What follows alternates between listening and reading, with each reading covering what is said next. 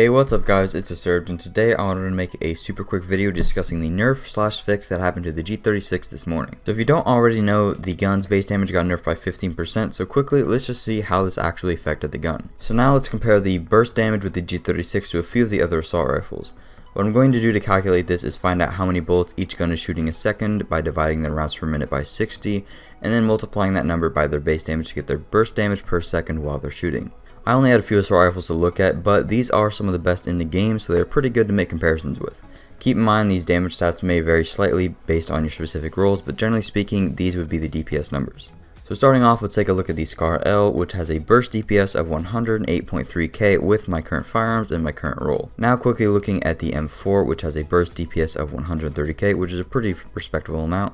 And then looking at the G36, the burst DPS would be 124,000, so it's 6k less than that of the M4. So in theory, it looks like the M4 is much better than the G36, right? Well, not exactly. With the G36, it has incredible accuracy and very manageable stability, making you land most of your shots, while on the other hand, the M4 has atrocious recoil, and no matter how you mod it, you will always end up missing shots sooner or later, even if you have perfect aim yourself. And missing just one or two shots could easily mean the difference between one gun or the other putting out more damage or damage per second and therefore being better. So given the fact that if you mod a G36 right, it can be a laser beam and hit most of your shots, while on the other hand, no matter how you mod an M4, you will always end up missing shots due to the horizontal sway, its accuracy, and its extremely high rate of fire. This ends up making the G36 much better. You can mod it to where the recoil is a little bit more manageable, but the way the horizontal sway works is it's just impossible to fully contain it, so you always end up missing a few shots here and there even if you have perfect accuracy, making the G36 much more viable. And on top of that, you can put rate of fire on your G36 without it ruining the gun's recoil, which in a PvE scenario is a huge DPS boost. But if I were to do that on something like an M4 or an LVOAC, the recoil would be near impossible to manage, and I'd be missing shots left and right, which would in turn make my actual damage per second just completely plummet. Personally, I think the G36, even with the nerf happening, is still the best assault rifle in the game. It's clearly way better than the M4 and the SCAR, which are some of the best assault rifles to choose from.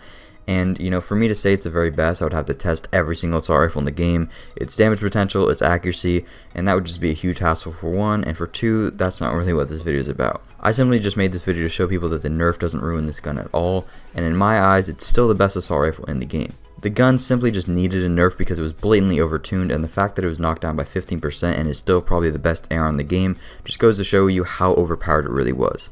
I do understand people's frustration though, because NPCs have way more health than they should right now, and the G36 did help you to combat that, but you do have to realize that the nerf really needed to happen to save the balance of the game. You can't just have one gun being astronomically better than every other gun in the game, it's just simply not balanced. It was a much needed nerf, I just think that it happened at the wrong time, and I hope that the developers didn't release the gun broken, because now people are super pissed off at them for something that needed to have happened. Either way guys, I'm not going to go on a rant about the developers and everything else like that. I just hope that you guys understand why this gun needed a nerf.